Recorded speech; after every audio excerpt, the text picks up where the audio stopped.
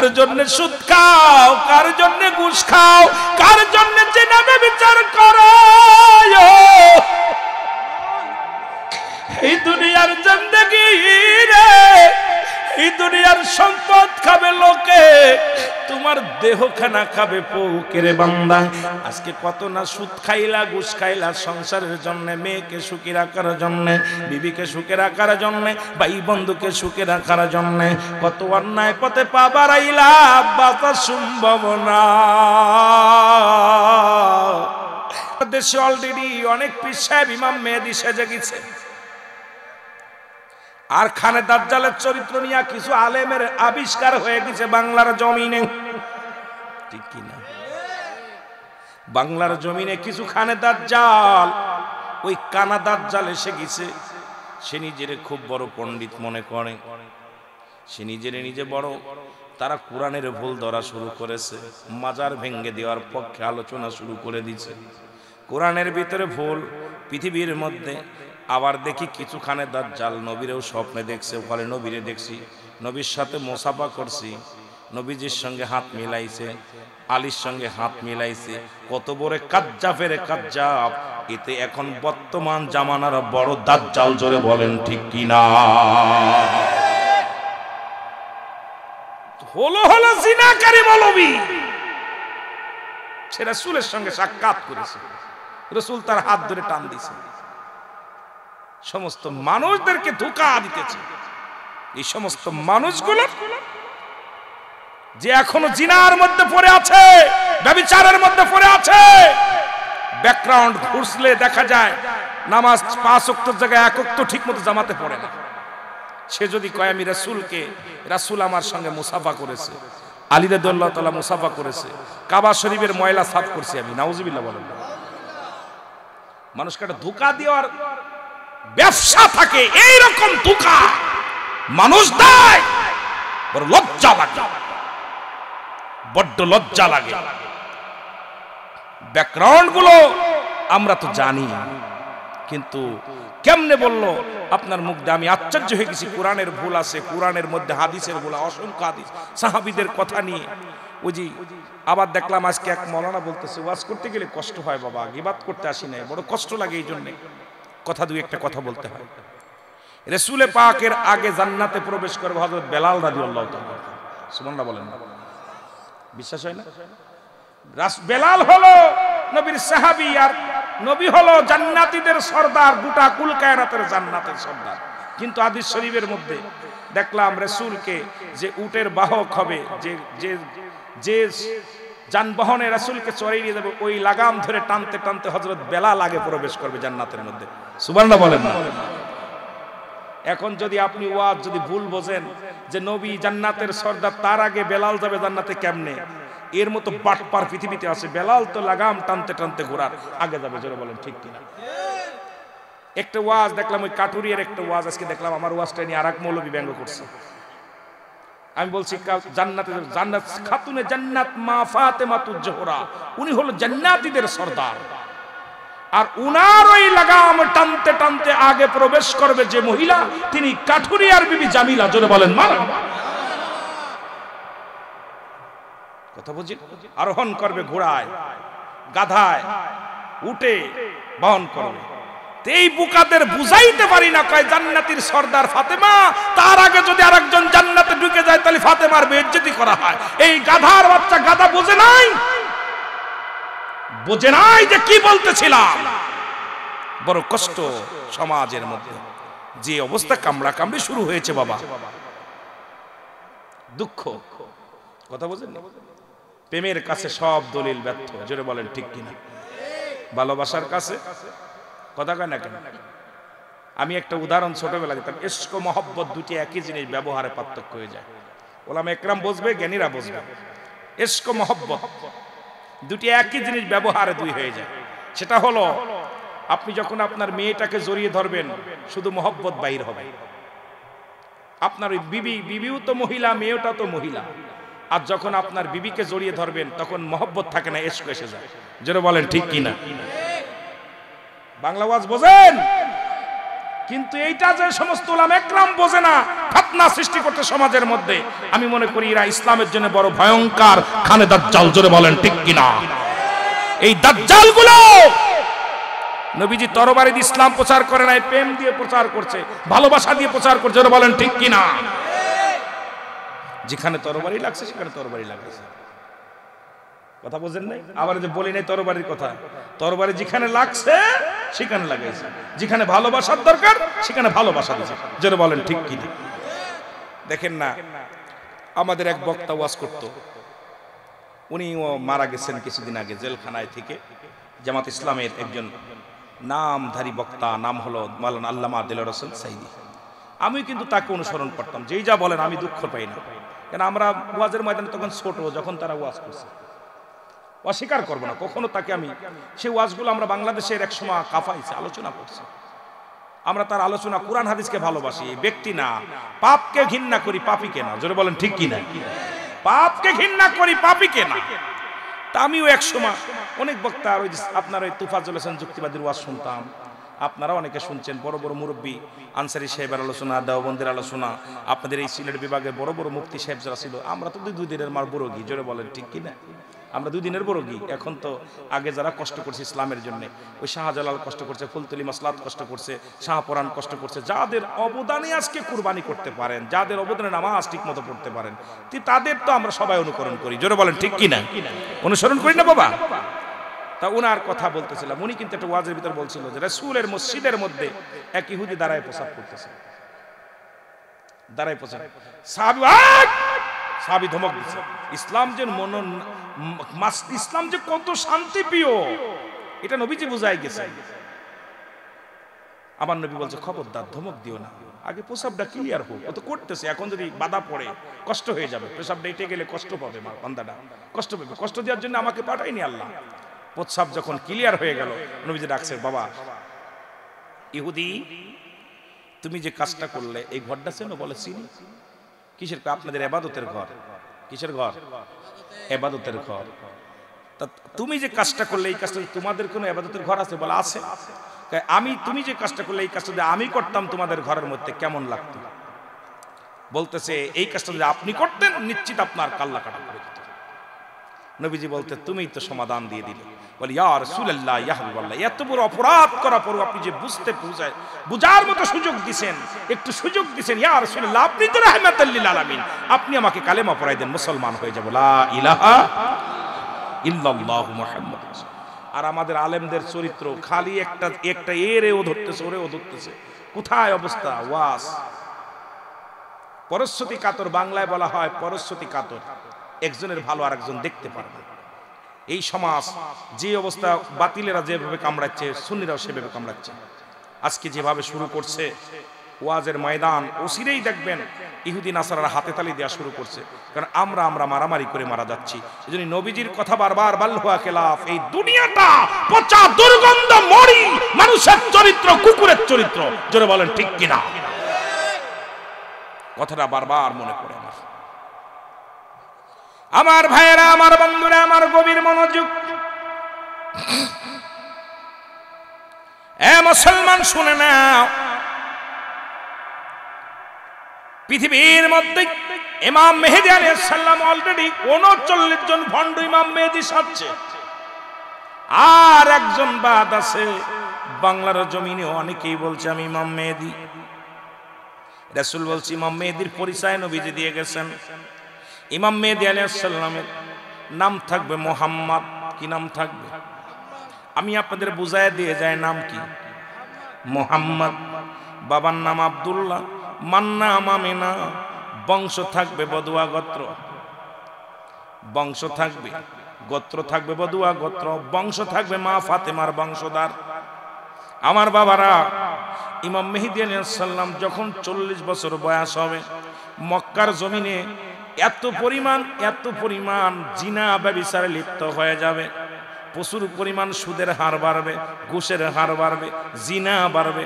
আমি আপনাদের বোঝানোর জন্য কথা বলি, মেমোরি খাটাবেন। আজকে বাংলার ইতিহাস দেখেন, বাংলার প্রতিটা ঘরের মধ্যে জিনা, বাংলার প্রতিটা ঘরের মধ্যে ব্যভিচার, বাংলাদেশের প্রতিটা ঘরের মধ্যে আছে সুদ ঘুষ। আমরা যারা বড় বড় অফিসার চাকরি করি, অফিসে বইয়া বইয়া অসংখ্য সুদখোর ঘুষখোর, জোরে বলেন ঠিক কিনা? যদি আবার বলেন, বললে আবার কষ্ট পাবেন অনেকেই। জরিপ করে দেখা গেছে 90% শিক্ষিত মানুষের পিতা মাতা বৃদ্ধাশ্রমে।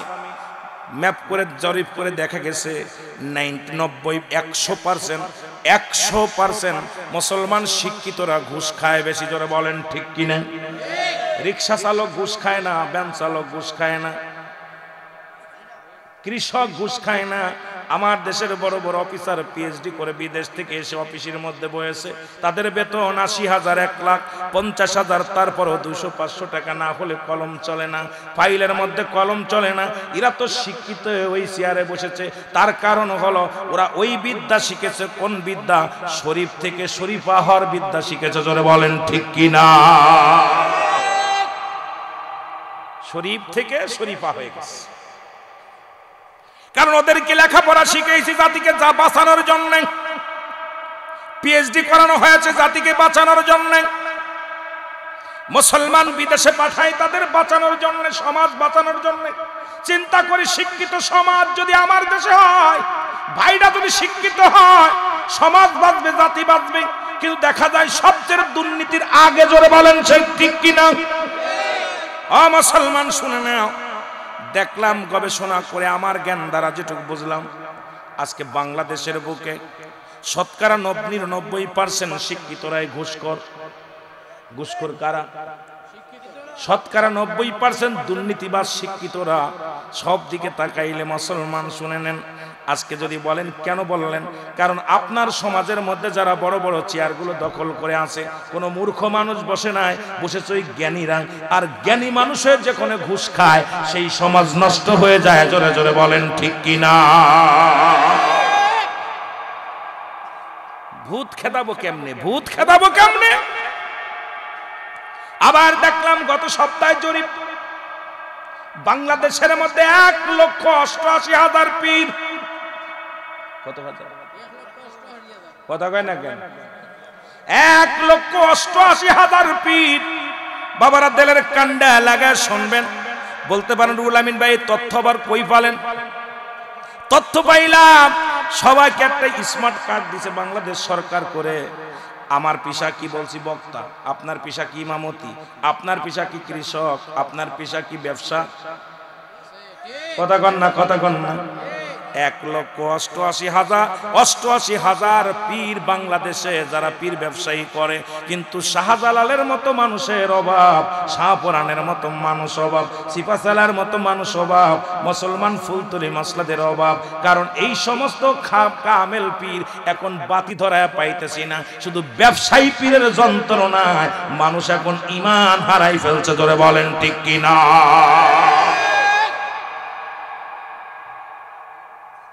রাগ করেন? ব্যবসায়ী পীর, ঘরে ঘরে পীর। এরা শাহজালালের মতো গৌরগোবিন্দ আস্তানা ঠেকায় বাতিল করে কালেমার বাতি জ্বালানোর জন্য আসে না। তারা সাকের গুছাইতে কত হাজার মুরিদ, কত হাজার হইছে, কত হাজার এগুলো পাইছে। এগুলো রাগ করেন বাবা? রাগ করেন না। আমি কষ্টে আছি বলে কথাগুলো বলতেছি, অনেক কষ্টে আছি। কারণ এই জামানায় মৌলানা হয়ে বড় বিপদের মধ্যে আছে। কেন জবাব আমাকে দিতে হবে। অনেকে কষ্ট পাবে কথা বললে, অনেকে দুঃখ লাগে, কিন্তু কথাগুলো আমাকে বলতেই হবে, জোরে বলেন ঠিক কিনা? যুব সমাজ, জাতিকে বাঁচাইতে হবে, এই জাতিকে বাঁচাইতে হবে।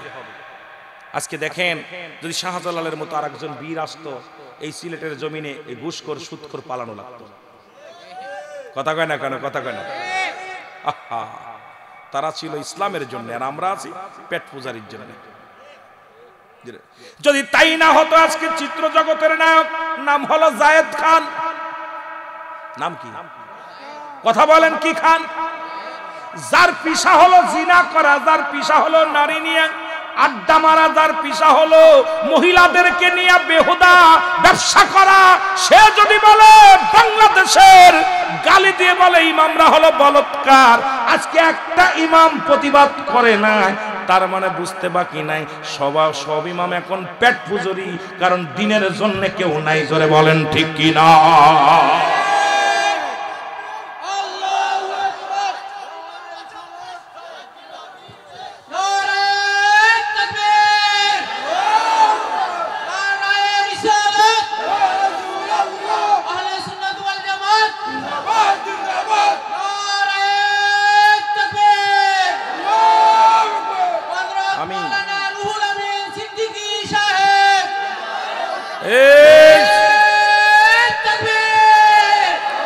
সিলেটের ইমামরা, মৌলভীবাজার ইমামরা হনো, ছেড়ে দাও ইমামতি, দরকার নাই। ইমাম মানেই নেতা। নেতারা যদি বলৎকার হয় তাহলে মুসল্লিরা কি হইব? কথা কয় না কেন? ঐক্যবদ্ধ হয়ে যদি একটু রাস্তায় দাঁড়াতো, জায়েদের বাপ আয়া ক্ষমা চা লাগতো। যেটা বলেন ঠিক কিনা? কিন্তু চিন্তা, কথা বললেই চাকরি চলে যাবে। কথাটা বলছে কি দেখছেন? গালি দিয়া বলছে, একদম ডাইরেক্ট হালা বলছে। কথা বলছেন নি? হালার ইমামরা বলৎকার। এ ভাই, অন্যায় একজন করতে পারে, ভুল একজন করতে পারে, সব ইমামের বিরুদ্ধে করে। ইমাম মানেই নেতা, ইমাম মানেই নেতা। সেই নেতার বিরুদ্ধে এত বড় কথা বলে, কিন্তু সে আছে কোথায়? কোন জগতের মানুষ? সুজ আপনার জাজর আর জাজর চেনেন, যেটাতে মুড়ি ভাজে মহিলারা, অনেকগুলো ফোঁটা থাকে পাছা, দেখছেন এগুলো মুড়ি? এটার কি বলে আপনাদের দিকে? কি বলেন? সাইন বা, সাইন বা আপনাদের বলেন। ওই সাইন আর হলো সুজের কয় ফুটা? জাজর বলতো যে সুজ তোর পাঁচা ফুটা। জাজর ওই যে আপনার ওই সাইনের ফুটা হলো 1000 আর সুজের ফুটা হলো একটা। তো ও জিনার মধ্যে থাইকা আমাদের একজন মৌলবী ভুল করছে, তার জন্য সব ইমাম বলৎকার, আর এখনো বাংলার জমিনে টিকে থাকে। ওর জিভ বাটনে ছেড়ার দরকার। জোরে বলেন ঠিক কিনা? ওই সাহেবজাদার নির্দেশ, বাঁচাও ইমান, বাঁচাও দেশ। যদি বাঁচাইতে হয় এখনো ধরতে হবে। জোরে বলেন ঠিক কিনা? কষ্ট ভিতরে লাগে, বলতে পারেন এই কথাগুলোর প্রতিবাদ করা মৌলভীবাসী না। খালি আছে কার ভুল ধরবা, কোন মৌলবীর ধরো ঠেকাও, কিন্তু আমাদেরকে সর্বনাশ করে দিচ্ছে। জাতি শেষ হয়ে যায়, সমাজ শেষ হয়ে যায়, এখন আমাদের ঘুম ভাঙে না। জোরে বলেন ঠিক কিনা? ছুটে আইসা জালালের সৈনিক আছো যারা, ছুটে আই ফুলতুলি বাবার সৈনিক আছো যারা, কতল কর সালা সিরই মুর্দা গন্ডা খানা, শাহজালালের পাক ভূমিতে যারা আসলো ভাগ বসাতে, শাহজালালের পাক ভূমিতে যারা আসলো ভাগ বসাতে, আবর্জনা কতল করে সুন্নিয়াতের ফসল ফলা, ছুটে আই ওলি আল্লাহর প্রেমিক আছো যারা, ছুটে আই কামেল পীরের প্রেমিক আছো যারা। জোরে বলেন ঠিক কিনা? আবার তাকবীর দিতে হবে, উঠতে হবে, জাগতে হবে। আমি যে কথা বলতেছিলাম, ইমাম মেহেদী আলাইহিস সালামের যখন প্রকাশ পাবে এত পরিমাণ পাপ চলবে গো। আজকে বাংলার জমিনে পাপের বস্তা শোনেন গো।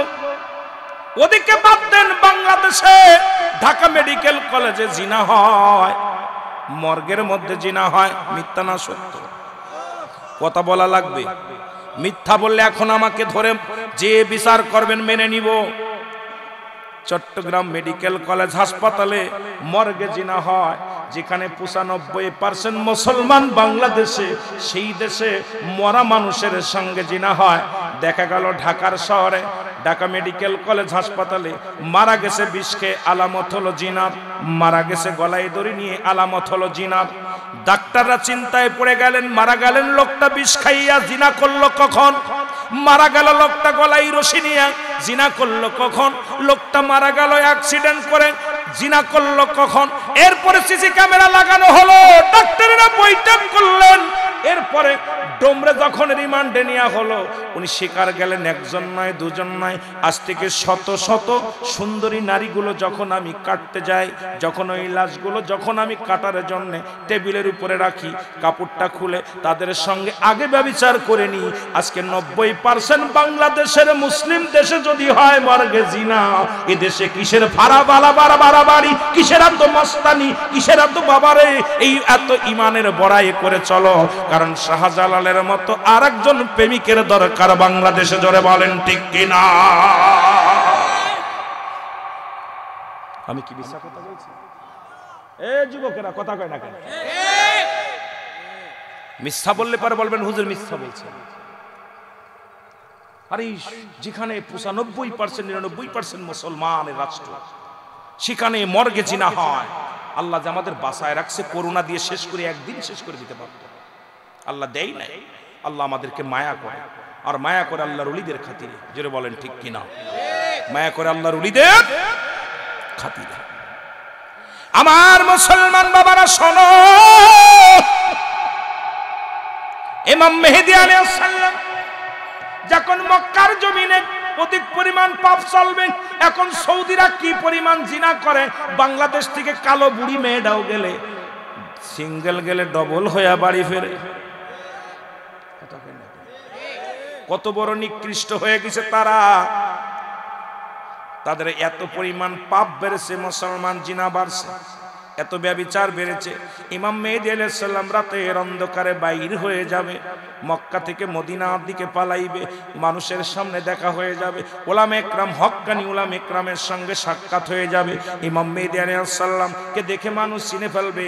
রাসূল বলছে ইমাম মেহেদীর নাম থাকবে কি থাকবে? মুহাম্মদ। বাবার নাম থাকবে আব্দুল্লাহ, মার নাম থাকবে আমিনা, তার গায়ের রং থাকবে শ্যামলা, মাথার চুল থাকবে কোকড়ানো মোকড়ানো, বুরুডা থাকবে টানা বুরু, কানের ভিতরে লম্বা লম্বা পশম থাকবে, বুকটা থাকবে সিনো বরাবর, এই সিনাটা থাকবে সিংহ পুরুষের মতো।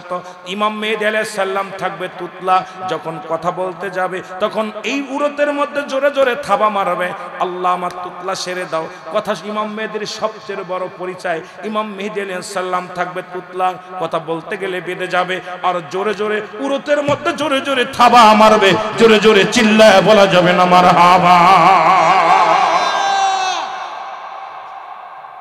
নবীজি বলছে ওনার পরিচয়। বাংলাদেশে যারা ইমাম মেহেদী বলে দাবি করে, জুতা দিয়ে পিটাইলে নিয়ে কি হবে? অনেক পীর সাহেবের দরবারে ইমাম মেহেদী সেজে গেছে, কয় আমরা ইমাম মেহেদী, ওরা যত পিটাইবেন তত নেকি।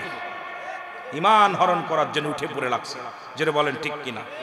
ইমাম মেহেদী আলাইহিস সালাম বাংলাদেশে আগমন করবে না, বাংলাদেশে জন্মগ্রহণ করবে না, উনি করবে মক্কা মদিনায়, যেটা বলেন ঠিক কিনা? কিন্তু দুঃখের বিষয়, আমার বাংলাদেশে কিছুদিন আগে ওয়াজ করতে গেছি, এক পীর সাহেবটা হুজুর আমার গাড্ডাই কেনে, হুজুর কপাল খুলছে। আমি কি করি? হুজুর ইমাম মেহেদী তো আয়া গেছে। আমি কি আমার ওই বড় ছেলেটা কি হুজুর মেহেদী মুসাফা করেন। আমি দেখলাম আমার চেহারাটা ভালো, সুন্দর চেহারা। আমি দেখলাম ভাই আমি আসওয়াত মার্কা মানুষ, এই নূরের সঙ্গে যদি ঝলক মারি তাহলে বিপদে পড়বে। কথা বুঝলেন? এটা ইমাম মেহেদী, এই আসা পর দেশের মধ্যে যা যা হয়, ওই ছেলে যা বলে এইটা ঠিক ঠিক হয়। কথা বুঝলেন? আমি ওনার কাছে বায়াত, বাপে করছে, আমি ওনার কাছে বায়াত গ্রহণ করছি। ইমাম মেহেদী, নাউজুবিল্লাহ বলেন। আহা, জাতিকে মূর্খ করার জন্য, জাতিকে শেষ করার জন্য উঠে পড়ে লাগছে একটা জাতি, একটা কম, জোরে বলেন ঠিক কিনা?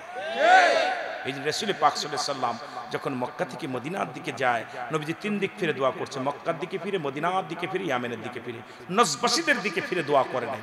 নবীজি বলার পর সাহাবীরা বলে, ইয়া রাসূলুল্লাহ আপনি তিন দিক ফিরে দোয়া করলেন, নজবাসীদের দিকে দোয়া করলেন না? নবীজি বলছেন না, আমি দেখতেছি অচিরেই এই নজবাসীদের মধ্যে শয়তানের শিং বাইর হবে। কিসের শিং? কথা বলেন না কেন? নতুন নতুন মাসালা দিবে, নতুন নতুন আপনাদেরকে আপনারা এতদিন ধরে যা করছেন এগুলো বিভ্রান্তি করে এমন মাসালা দিয়ে দিবে, কিতাবের নাম আনকারা থুয়ে দিবে, ওই নাম জীবনে শোনেনি না। কথা বুঝেন না? যত ভুয়া বাট্টা দলিল কয় মিশর থেকে কিতাব আনছি, এর থেকে মিশর। আরে আল্লাহকে আল্লাহ মানি, কোন দলিল লাগবে না, আল্লাহ এক, যারা বলেন ঠিক কিনা? আল্লাহ রাসূল তার প্রেরিত রাসূল, কোন দলিল লাগবে না, যারা বলেন ঠিক কিনা? তোর মিশরের দলিল মিশরে রাখ। বাটপার এমন একটা কিতাবের নাম বলবে আপনাদেরকে শেষ করে দিবে, বলবো ওইটাই পাইছি, এটা করা যাবে না। আমার ভাইয়েরা, আমার বন্ধুরা, আমার ইমাম মেহেদী আলাইহিস সালাম যখন প্রকাশ পাবে, ওলামা একরাম যখন চিনে ফেলবে, ইমাম মেহেদী বলবে আমি ইমাম মেহেদী না, আমার নাম মুহাম্মদ। তখন উপর থেকে একটা আওয়াজ আসবে, হাজা খলিফাতুন ফিল আরদ। বাংলাদেশের মানুষ কত বোকা, এত বোকার বোকা, সরল প্রাণ মানুষ। আসলে বোকা বললে ভুল হবে, আমার দেশের মানুষ সরল মানুষ, সরল মানুষ। একটু মানুষের চোখের পানি পড়লে মায়া লেগে যায়, জোরে বলেন ঠিক কিনা? মায়া লেগে যায়। কিছুদিন আগে দেখলাম একটা ঘোড়ার মধ্যে, ওই ঘোড়ার লেডিস মার্কা ঘোড়া, দেখছেন না আপনারা? গায়ের মধ্যে টিল লাগাইছে, দুইখান পাখা আছে, চারখান পাও আছে, উড়ে যাচ্ছে। পান নিচে লেখা আছে কি জানে, হাজা খলিফা। এখানে লেখা রয়েছে হাজা বুরাকুন নবীহি সাল্লাল্লাহু আলাইহি ওয়াসাল্লাম। এটা সেই বুরাক, রাসূলকে যিনি মিরাজ করেছিলেন, মিরাজের রাতে নবীকে নিয়েছিল। নাউজুবিল্লাহ বলা যাবে না? আমরা মৌলবীরা ধরে সুমো দিচ্ছি, আরবি দেখছি, কথা কই না কেন? কিতা দেখছি? এই কথা বলেন, কি দেখছি? সব আরবিতে সুমো দেওয়া যাবে? ওলামা একরাম কথা না কইলে ওরা কইব? আপনি কথা কইতে হবে, জ্ঞানী মানুষগুলো কথা কইতে হবে।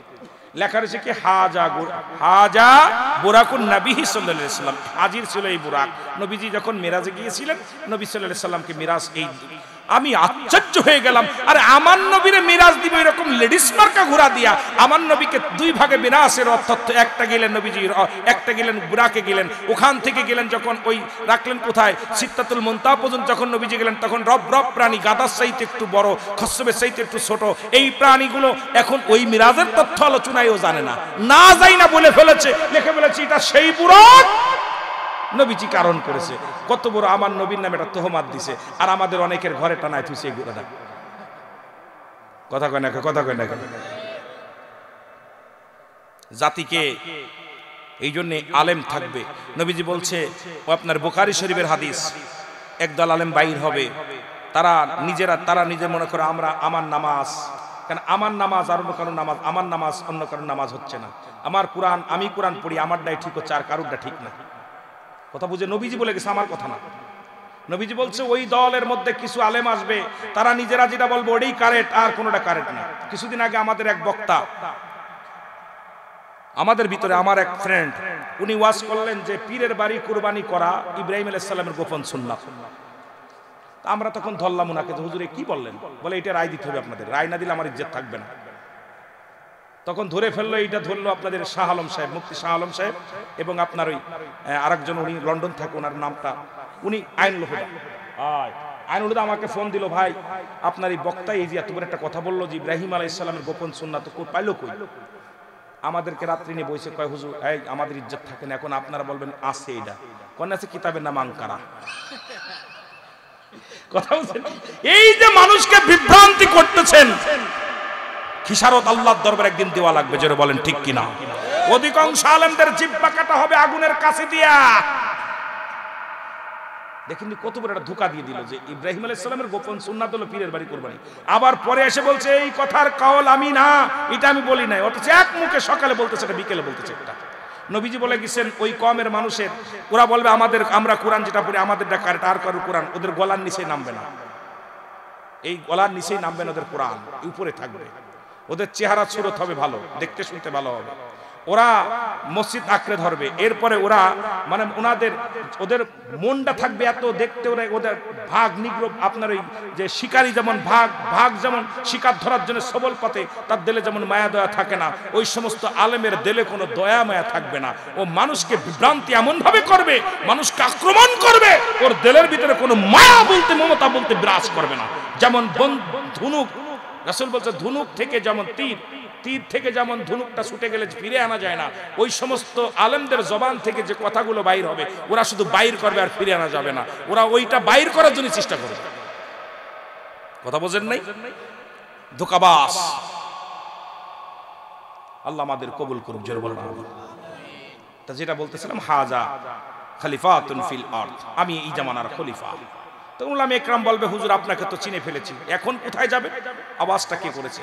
তখন ইমাম মেহেদী আলাইহিস সালাম বলে, হ্যাঁ আমি ইমাম মেহেদী আলাইহিস সালাম। জোরে বলেন না মারহাবা।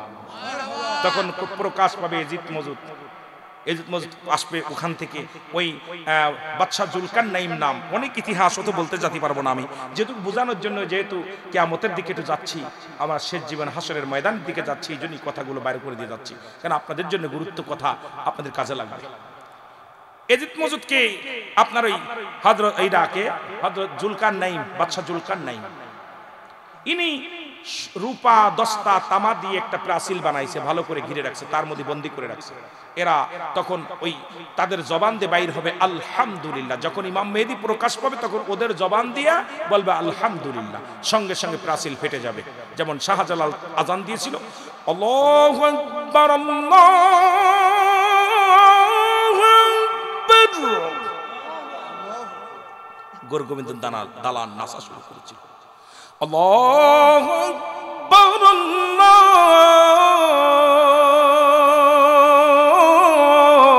আকবার, চারিপাশে প্রাচীরগুলো ভেঙে পড়ে গেল। আজানের কত ধ্বনি, কত আওয়াজ, মারহাবা মারহাবা। আপনার ওই এজিদ মসজিদের জবান দিয়া আলহামদুলিল্লাহ বাইর হবে, প্রাচীর ভেঙে যাবে, দুনিয়ার পানিগুলো খেয়ে ফেলবে, দুনিয়ার মধ্যে যত মানুষ আক্রমণ করবে এই মানুষগুলোকে দৌড়ায় দেবে ইমাম মেহেদী আলাইহিস সালামের কাছে। মানুষ ইমাম মেহেদীকে দোয়া করেন, আল্লাহ পাক একটা প্রাণী পাঠাইবে, বিছে জাতি প্রাণী, বিছা, ওই যে বিছা ফুলালাতা, এটা আসবে, মানুষের দেহের মধ্যে লাগবে, ক্যান্সার রোগ ধারণ হবে, মানুষগুলো মারা যাবে, এত পরিমাণ মানুষ মারা যাবে, মানুষের দুর্গন্ধে টিকতে পারবে না। তখন আবার যাবে ঈসা আলাইহিস সালামের কাছে, কার কাছে? ইমাম মেহেদীর কাছে, দৌড়ায় যাবে, ইমাম মেহেদী গো আপনি আমাদের দয়া করেন। তখন ইমাম মেহেদী আলাইহিস সালাম দোয়া করবে, কাক জাতীয় একটা প্রাণী আসবে, কাক নয়, কাকের মতো অবিকল দেখতে, এইটা এসে গোস্তগুলো ঠুকায়, খালি গোস্ত খাওয়া প্রাণী, গোস্তগুলো খেয়ে ফেলবে, হাড্ডি পড়ে থাকবে, দৌড়ায় যাবে ইমাম মেহেদীর কাছে, ইমাম মেহেদী গো দুর্গন্ধে আমরা টিকতে পারতেছি না। তখন আল্লাহ পাক 24 ঘন্টা একটা বৃষ্টি দিবে কিয়ামতের আগে, সকাল থেকে শুরু করে পরের দিন সকাল পর্যন্ত বিশাল একটা বৃষ্টি হবে, নদী নালা পদ্মা মেঘনা যমুনা সব পরিপূর্ণ ভরে যাবে। আল্লাহু আকবার বলেন না? আর একটু জোরে। কিছু তথ্য দিয়ে যায় আপনাদেরকে, এই তথ্যগুলো আমাদের প্রয়োজন, যে তথ্যগুলো আমাদের একান্ত কিয়ামতের তথ্য আমাদের জানতে হবে। আমাকে কিতাব ঘাটতে হয়েছে 100-র উপরে, আর আপনাদের একটা করে দিয়ে গেলে আপনাদের উপকার হলো, কিন্তু এত তার বলতে পার, বিস্তারিত বলতে গেলে 3-4 ঘন্টা লাগবে, এই জন্য অল্প কথা আমি বলে যাচ্ছি। ইমাম মেহেদীর আবির্ভাবের কথা বলতে গেলে সময়, অনেক সময়ের প্রয়োজন। তখন কি করবে? আবার কোনদিন আল্লাহ ভরে যাবে, মানুষের ভিতরে শান্তি ফিরে আসবে, সব দুর্গন্ধ দূর হয়ে যাবে, দুনিয়ার মধ্যে ফসল ফলাবে, মানুষের শান্তি ফিরে আসবে, অভাবানাটন দূর হবে মানুষগুলো। ওই সময় হযরত ইমাম মেহেদী আলাইহিস সালামের, ওই সময় হযরত ঈসা আলাইহিস সালাম জমিনের ভিতর নেমে আসবে। ঈসা আলাইহিস সালাম আসরের সময় আসবে, আসরের নামাজের ইমাম হবে হযরত ইমাম মেহেদী আলাইহিস সালাম, আর মুসল্লি হবে হযরত ঈসা আলাইহিস সালাম, আর ঈসা আলাইহিস সালাম বায়াত গ্রহণ করবে হযরত ইমাম মেহেদী আলাইহিস সালামের হাতে। জোরে বলেন মারহাবা। এখনো 4 জন নবী জীবিত আছে দুনিয়ায়, নাম জানেন? বলেন দি কে কে? 4 জন। কয়জন? একজনের নাম হলো, আপনাদের পাহাড়ের দায়িত্ব আছে কে? পাহাড়ের দায়িত্ব জানা আছে? আপনাদের শ্রীমঙ্গলে মৌলভীবাজার অনেক বড় বড় পাহাড়, এই পাহাড়ের দায়িত্ব আছে কে? একজন নবী, তার নাম হলো হযরত ইলিয়াস আলাইহিস সালাম। মারহাবা বলেন না? নাম কি? ইনি কিসের দায়িত্ব আছে? পাহাড়ের দায়িত্ব। শিখতে হবে, জানতে হবে, এত পাহাড় আপনাদের এলাকায়, এই জন্য এই পাহাড়গুলো কারো একজন দায়িত্ব না দিলে এমনি চালাচ্ছে। আল্লাহ একজনের দিয়ে দায়িত্ব দিয়েছে, তুই এগুলো দেখাশোনা করবি, এগুলো রক্ষণাবেক্ষণের দায়িত্ব তোরে দিয়ে দিলাম। সব দায়িত্ব তো আমার মাওলার হাতে, কিন্তু এক একজনের সিস্টেম করে দিচ্ছে আল্লাহ, এক এক ফেরেশতার এক একটা কাজ, এক এক নবীদের এক একটা কাজ। ইনার নাম হলো হযরত ইদ্রিস আলাইহিস সালাম। আরেকজন নবী জান্নাতের মধ্যে আছে, নাম হলো হযরত ইদ্রিস আলাইহিস সালাম। মারহাবা বলেন না? ইদ্রিস আলাইহিস। আরেকজন নবী যিনি পানির দায়িত্ব আছে, নাম হলো হযরত খিজির আলাইহিস সালাম। নাম কি? আরেকজন আমার নবীর উম্মত হয়ে আসবে, তার নামটা কি? ঈসা আলাইহিস সালাম। আরে জোরে বলেন না? যাক, মোটামুটি এই নামটা সবাই জানে, একটু আগেই তো কথা বলছি, এবার না কইলে কিন্তু আপনাদের পরে একটু অভিমান করতাম। নাম কি? হযরত ঈসা আলাইহিস সালাম। ইনি আমার নবীর উম্মত হবে। আসরের নামাজের ইমাম হবে হযরত ইমাম মেহেদী আলাইহিস সালাম, আর মুসল্লি হবে হযরত ঈসা আলাইহিস সালাম। মারহাবা বলেন না? এ মুসলমান, গভীর মনোযোগ। খানে দাজ্জালের পরে খানে দাজ্জাল দুনিয়ার মধ্যে আগমন করবে। 40 দিন পর্যন্ত দুনিয়ার মধ্যে জিন্দা থাকবে। আমার দেশে কিছু খানেদার জালালেমরা এই দুনিয়ার মধ্যে যারা ফিতনা বাঁধাইতেছে, মনে রাখো, যারা বলে রাসূলুল্লাহর নামের সঙ্গে কালেমার সঙ্গে লা ইলাহা ইল্লাল্লাহ এর পরে মুহাম্মদ নামটা নিয়ে হয় শিরক। আবার এক দাজ্জাল বলতেছে মুহাম্মদ নাম যতই জপি ততই মধুর লাগে, ওই নামে এত মধু থাকে কে জানি তো আগে মুহাম্মদ। এই কানাডা জাল বলতেছে যে মুহাম্মদ নামটা নেওয়াই শিরক। আর এক কানাডা জাল বলতেছে বাথরুমে বসে সালাম দেওয়া জায়েজ। এগুলো পাইছেন না আপনারা, যুবকরা পাইছেন না? আলেমরা এগুলো তথ্যগুলো খুঁজবেন, এটা বলতে চাচ্ছি। আবার একজন বলতে কোরআন শরীফের অধিকাংশ আয়াত জাল। কথা বলেন না কেন? অথচ আল্লাহ বলে যালিকাল কিতাবুল লা রাইব ফীহি, কোন সন্দেহ নাই এটা কার কিতাব। হাতটা লাগাইছে কোথায় দেখছেন? হাতটা লাগাইছে কোথায়? এরা নাকি আলেম, এরা নাকি শেখ, এরা নাকি বড় মুফতি, যারা আল্লাহর কিতাবকে ভুল ধরার জন্য উঠে পড়ে লাগছে। গজব তো আমাদের মধ্যে আসবে, যেটা বলেন ঠিক কিনা? আমার ভাইরা, আমার বন্ধুরা, ঈসা আলাইহিস সালাম খানে দাজ্জালকে দাবড় দিবে, সারা পৃথিবী ঘুরায় নিয়ে আসবে। কাবা শরীফের কাছে যায় খানে দাজ্জালকে এক কোপে ঈসা আলাইহিস সালাম দ্বিখণ্ডিত করে ফেলবে। আল্লাহর নবী বলে গেছেন খানে দাজ্জালকে হত্যা করে ঈসা আলাইহিস সালামের মরণ আসবে, আজরাইল আলাইহিস সালাম দুনিয়ার মধ্যে আগমন করবে, ঈসা নবীর রূহটা কবজ করবে। এরপরে মুসলমান শুনে নাও, ঈসা নবীর কবরটা হবে কোথায়? রাসূল বলছে যারা মক্কা মদিনায় হজ করতে গেছেন, আলহাজ লেখা আছে নি? কেউ জানে আলহাজ আছে? কেউ একজন আছে উপরে, আমাদের কাপ্তান সাহেব, উনি কই আছে পাশে, উনার কাছে জিগাইবেন রাসূলুল্লাহর পায়ের কাছে একটু জায়গা আছে, ডান কদমের মধ্যে একটু জায়গা রেখে দিয়ে গেছে, নবীজি দেখায় দিয়ে গেছে আমার এই পায়ের ঘরে হযরত ঈসা আলাইহিস সালামের মাজার হবে, কবর হবে। জোরে জোরে চিল্লায় বলা যাবে না মারহাবা। রাসূলুল্লাহর পায়ের ঘরে একটু কবরের জায়গা রাখছে, ঈসা আলাইহিস সালাম ওখানে ঘুমাবে। কত সুন্দর ব্যবস্থা করে দিয়েছে আমার নবীজি, আর আমরা এটাকে বিভ্রান্তি করতেছি। জোরে বলেন ঠিক কিনা? আমার ভাইরা, আমার বন্ধুরা, এমন ইমাম মেহেদী আলাইহিস সালাম একাকার হয়ে যাবে, একাকার হয়ে যাবে। কিছুদিন পরে ইত্যাদি ইত্যাদি অনেক লম্বা আলোচনা, মুসলমান শুনে নেন। আমার আল্লাহ পাক তো সব কিছু চূর্ণ বিচ্ছিন্ন করে দিবে। আল্লাহ বলে কুল্লু মান আলাইহা ফান, সব কিছু শেষ করে দিবে আমার আল্লাহ। আল্লাহ বলে বান্দারে এই জমিনটা আমি রাখবো না, জমিনটা পোড়ায়া তামা বানায়া দিব। এই জমিনের মধ্যে যত পানি আছে গো, সমস্ত পানিগুলো আমি আল্লাহ পোড়ায়া ছাই বানায়া দিব। যেদিন কিচ্ছু বলতে কিচ্ছু থাকবে না, সেদিন থাকবে শুধু আমার আল্লাহ। আল্লাহ কয় বান্দারে যেদিন আমি থাকবো, সেদিন আমি থাকবো আমার নবীর ভালোবাসা নিয়ে। জোরে বলেন মারহাবা। সালাতু সালাম জানাই, সালাতু সালাম জানাই আপনার পরে, ও নবী গো আমরা গুনাহগার, ও নবী গো এরে আমরা গুনাহগার, গো নবী আমরা গুনাহগার, বলো আমরা গুনাহগার, গো নবী ও নবী গো আমরা।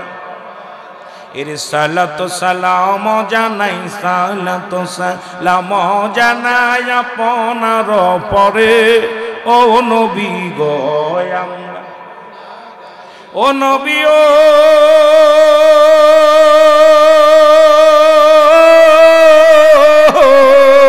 এই বরগুড়িয়া যুব সমাজে কান্দে আপনার প্রেমে।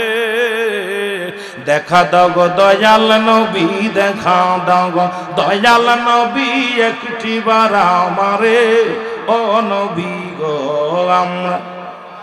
আরো জোরে বলেন আমরা গুনাহগার, গো নবী আমরা গুনাহগার, বলো আমরা গুনাহ, আমরা গুনাহগার, ও নবী গো আমরা। ও নবী ও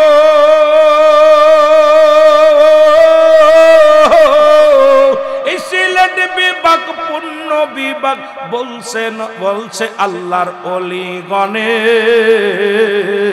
দয়া কর দয়াল নবী, দয়া কর দয়াল নবী, ওলিদের খাতিরে ও নবী গো আমরা। আরো জোরে বলেন, আমরা গুনাহগার গো নবী, ওরে আমরা গুনাহগার গো নবী, ও নবী গো আমরা। এরে আমরা গুনাহগার গো নবী, আমরা গুনা। গজলের আরজি করছে, গজল গাইলে ওয়াজ করা যায়।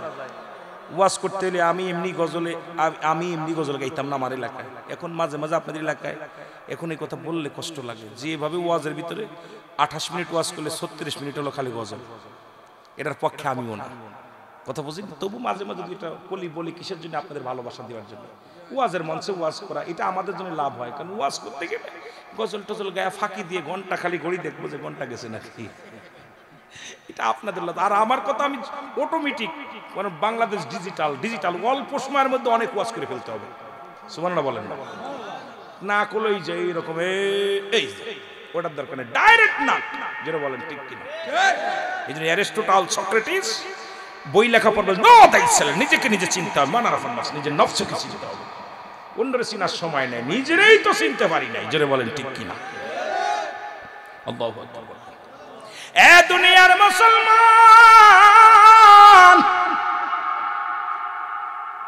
এই মাটিগুলো পুরায় আমার আল্লাহ তামা বানায়া দিবে। এই জমিনের পানিগুলো পুরায় আমার আল্লাহ ছাই বানায়া দিবে।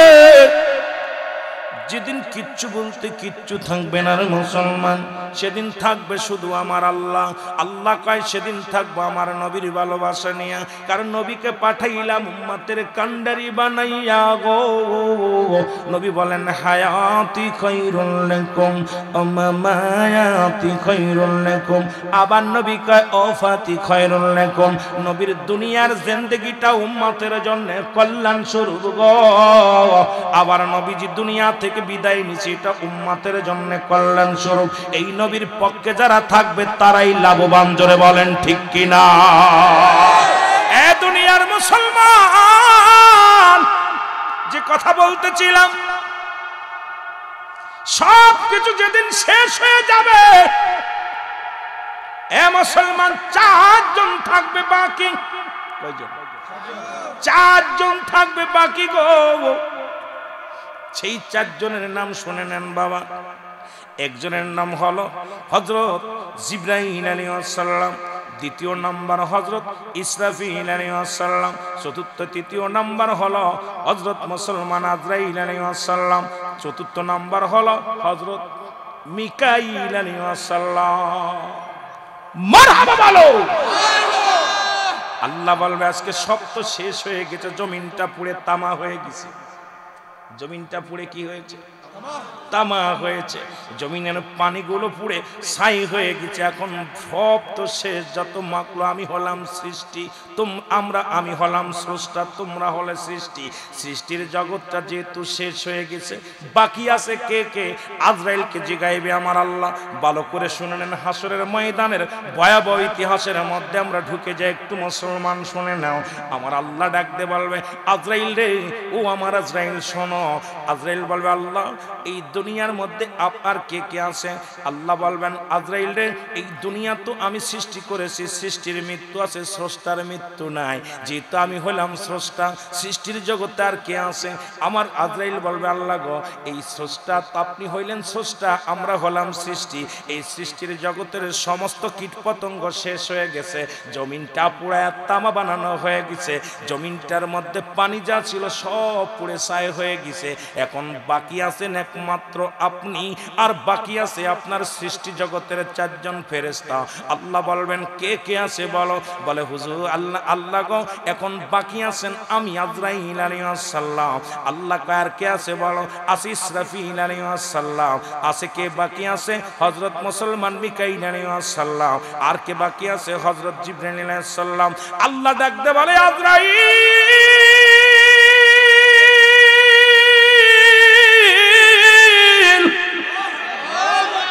দেরি করো না, যেহেতু তোমাকে আমি বলছে স্রষ্টার মৃত্যু নাই, সৃষ্টির মৃত্যু আছে গো,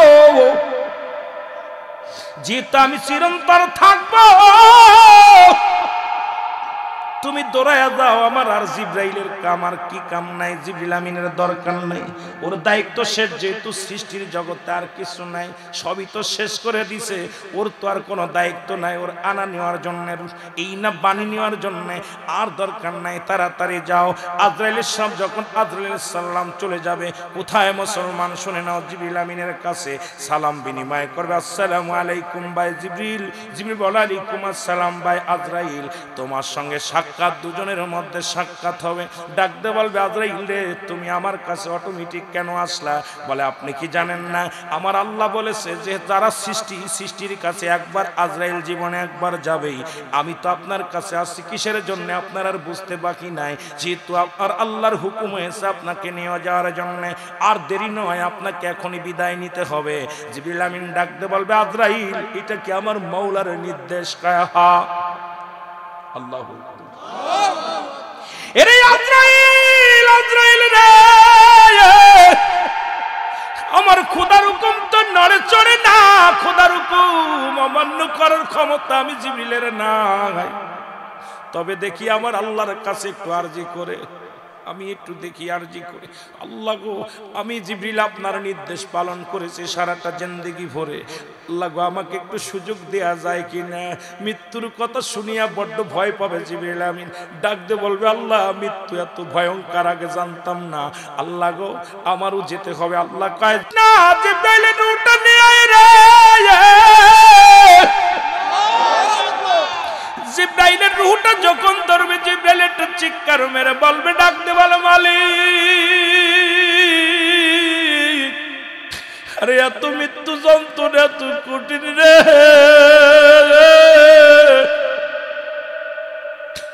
আমি জিবরাইলের বড় কষ্ট হয়,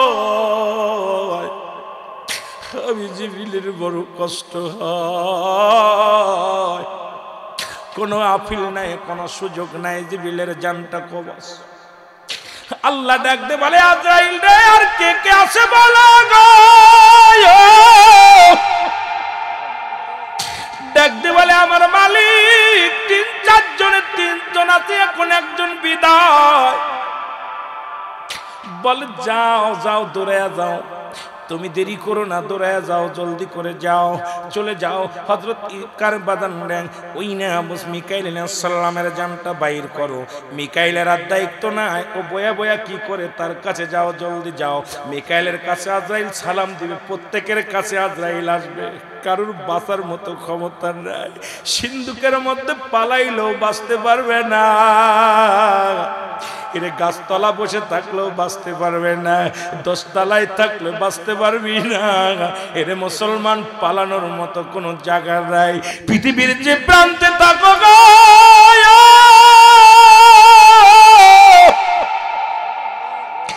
আজরাইল তোমার খুঁজে বাইর করবে, শুধু হুকুমতে দেরি।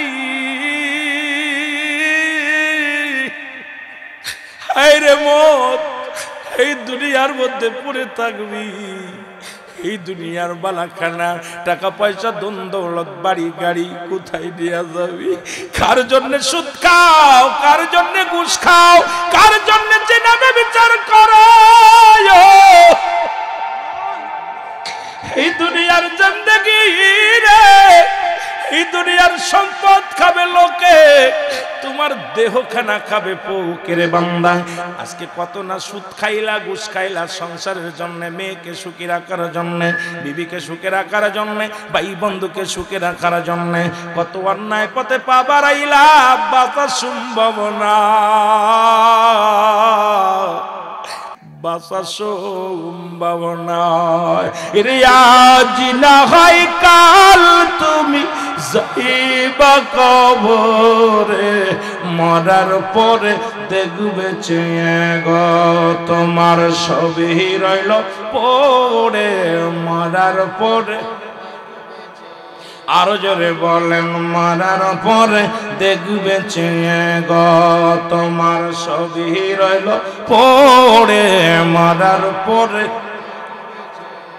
এর দাদাই গেছে বাবাই গেছে কেউ আইলো না ফিরে তোমারও তো যাইতে হবে গো ভাইজান অন্ধকার কবরে তোমারও তো আরো জোরে জোরে বলেন তোমারও তো যাইতে হবে গো ভাইজান অন্ধকার কবরে তোমারও তো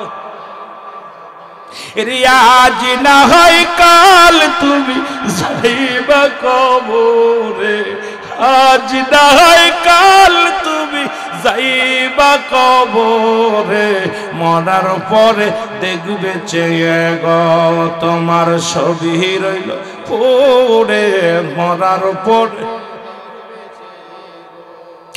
আদর করে ভালোবেসে রাখছো যারে বুকে ধরে আদর করে ভালোবেসে রাখছো যারে বুকে ধরে সেও তো যাবে তোমায় ছেড়ে সেও তো যাবে তোমায় ছেড়ে থাকবে না কেউ ধরাতে সেও তো যাবে তোমায় ছেড়ে থাকবে না এই ধরাতে থাকবে না এই ধরাতে আজ না হয় কাল তুমি যাইবা কবরে মরার পরে দেখবে চেয়ে গো তোমার ছবি রইল মরার পরে দেখবে চেয়ে গো তোমার ছবি রইল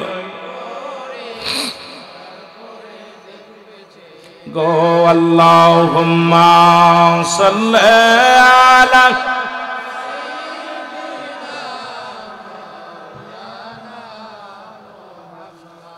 ওয়ালা আলি সাইয়্যিদিনা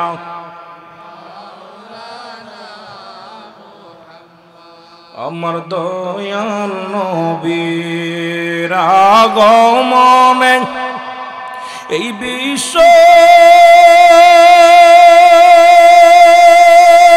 হলো উজালা তার উপরে পড়েন দুরূদ ওহে মুমিন নিরালায় আল্লাহুম্মা